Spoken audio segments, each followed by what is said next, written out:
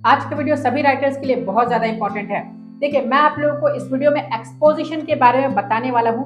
देखिए, आप में से ज्यादातर राइटर्स जो है ना, वो एक्सपोजिशन वर्ड को लेकर के कंफ्यूज रहते हैं और आप लोगों को स्क्रिप्ट में एक्सपोजिशन को कैसे लिखना चाहिए पूरा मैं आप लोगों को बताने वाला हूँ। तो वीडियो को लास्ट तक पूरा जरूर देखिए। चलिए शुरू करते हैं।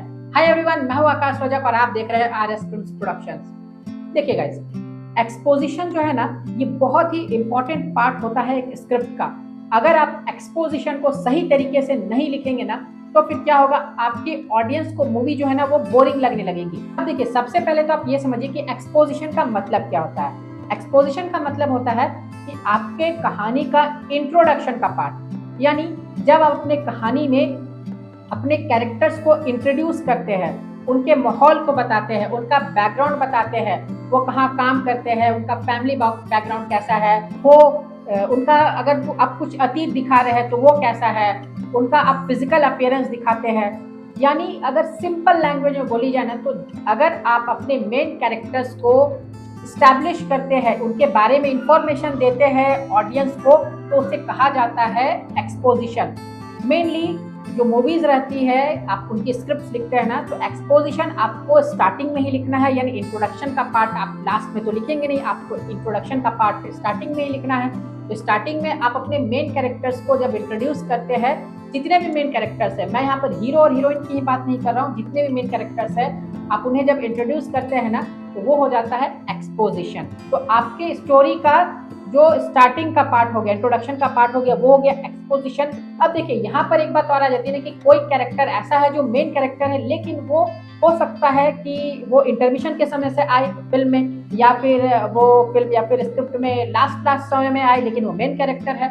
तो उस केस में आप उनका एक्सपोजिशन का पार्ट जो है ना, अगर आप स्क्रिप्ट में लिख रहे हैं तो आप उसी समय से लिखेंगे। स्क्रिप्ट या फिर स्क्रीन प्ले में लिख रहे हैं तो आप उसी समय से लिखेंगे, उसी सीन नंबर से लिखेंगे जहां पर से वो आ रहे हैं। और अगर आप सिनॉप्सिस में लिख रहे हैं तो सिनॉप्सिस में आप जहां पर सभी कैरेक्टर्स को इंट्रोड्यूस कर रहे हैं ना स्टार्टिंग में, तो आप वहीं पर लिख देंगे। अब देखिए, एक्सपोजिशन जो है वो आप लोगों को बहुत ही सोच समझकर अच्छे से लिखना चाहिए, अपने मेन कैरेक्टर्स को अच्छे से इंट्रोड्यूस करना चाहिए। क्योंकि अगर आप ऐसा नहीं करेंगे ना, तो आपकी जो स्क्रिप्ट है ना वो बोरिंग हो जाएगी, और स्क्रिप्ट बोरिंग हुई तो फिल्म भी बोरिंग हो जाएगी। बॉलीवुड मूवीज में अक्सर ऐसा देखा गया है ना कि एक्सपोजिशन करने में ही वो लगभग 1 घंटे का समय बिता देते हैं, लेकिन ऐसा नहीं होना चाहिए। आप कोई भी बॉलीवुड मूवी को उठा करके देख लीजिए, 90% जो बॉलीवुड मूवीज रहेगी ना, उसमें एक्सपोजिशन का जो पार्ट रहेगा ना, यानी इंट्रोडक्शन का जो पार्ट रहेगा ना, वो लगभग 1 घंटे का होगा। 1 घंटे के बाद जो है मेन कहानी जो है वो स्टार्ट होती है। आप अभी हाल फिलहाल में आई जो गदर 2 है उसे देख लीजिए, 1 घंटे के बाद ही जो मेन कहानी है ना वो स्टार्ट हो रही है। लेकिन अगर आप साउथ इंडियन मूवीज को देखिए, तो साउथ इंडियन मूवीज में आप देखिए, आप कोई भी मूवीज को उठा करके देखिए, 90% मूवीज जो रहेंगी ना, वो आप लोगों को स्टार्टिंग से ही बांध करके रख लेगी। यानी आप उसे मोबाइल में देख रहे हैं या टीवी पर देख रहे हैं या फिर आप उसे सिनेमा थिएटर में देख रहे हैं, वो आपको बांध लेगी। यानी आप उसे देखने के लिए और ज्यादा उत्सुक हो जाएंगे कि आप उसे और देखना चाहेंगे कि अरे आगे क्या होने वाला है। तो स्टार्टिंग के 10 to 15 मिनट्स में ही जो साउथ इंडियन मूवीज है ना, वो आप लोगों को बांध देती है। तो अगर आप स्क्रीन प्ले या फिर स्क्रिप्ट लिख रहे हैं ना, तो आप साउथ इंडियन मूवीज की तरह ही एक्सपोजिशन को लिखिए। बहुत ज्यादा समय मत लीजिए एक्सपोजिशन में। ये नहीं कि आपने 1 घंटा एक्सपोजिशन में ही बिता दिया तो फिर बाकी की कहानी आप क्या खाक दिखाएंगे। आपको एक्सपोजिशन में मैक्सिमम से मैक्सिमम 20 मिनट्स लेने चाहिए। हाल फिलहाल में एक मूवी मैंने देखी, मैडम गीता रानी नाम था।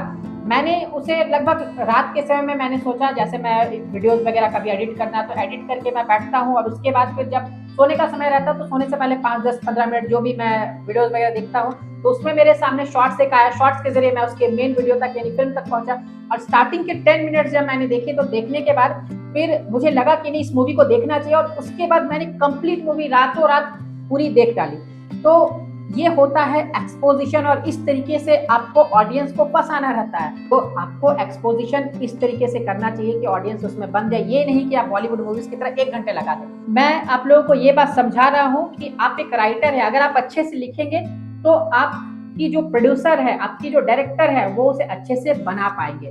तो आपको यहीं पर बेसिक लेवल पर ही ध्यान देना है। अगर ईंट मजबूत ना होना तो घर कभी भी मजबूत नहीं बन सकता है। ईंट या फिर सीमेंट को भी आप मान सकते हैं, लेकिन हाँ, यहाँ पर ईंट की एग्जांपल ली जाए तो वो ज्यादा बेटर रहेगा। तो उम्मीद करता हूँ कि आपको वीडियो पसंद आया होगा। तो वीडियो पसंद आया तो इसे लाइक जरूर कीजिए और चैनल पर नया है तो इसे सब्सक्राइब जरूर करके रखें, क्योंकि सब्सक्राइब करेंगे ना तो आपको फिल्म मेकिंग और स्क्रिप्ट राइटिंग से रिलेटेड वीडियोस हमेशा हमारे चैनल पर मिलते रहेंगे। फिर मिलेंगे एक नए वीडियो में। Love you and bye bye.